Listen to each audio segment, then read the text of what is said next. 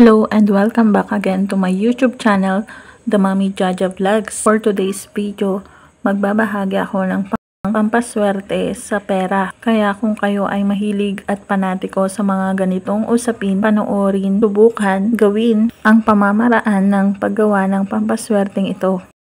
Lalo na kung kayo ay nakakaranas ng alat sa pera, palagi na lang kinukulang.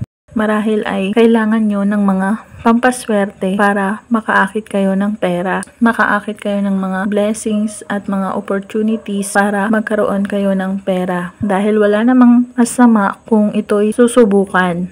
Dahil ang mga gagamitin naman natin ay halos nasa ating kusina.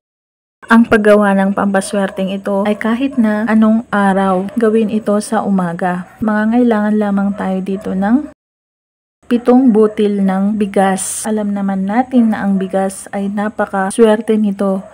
Nagdadala ito ng kasaganahan. Ito ay simbolo ng kasaganahan sa ating buhay. At mangangailangan din tayo dito ng bulak para magaan ang pasok ng pera sa ating buhay. At kailangan din natin ng 3 dahon ng laurel.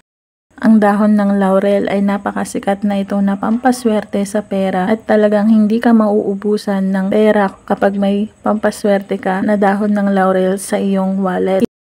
Mangangailangan din tayo dito ng pulang sinulid dahil ito ay simbolo naman ng good luck. Ang pamamaraan ng pampaswerteng ito ay kunin ang bulak at 7 butil ng bigas at 3 dahon ng laurel at saka mo ngayon ito babalutin ng pulang sinulid. Maraming buhol ng sinulid dapat. Napakasimple ng pampaswerteng ito pero napaka-effective na mag-akit ng swerte sa pera. Lahat ng nagastos, nawala na pera ay babalik sa iyo ng 10 times dahil ginamitan ito ng pagbalot ng sinulid.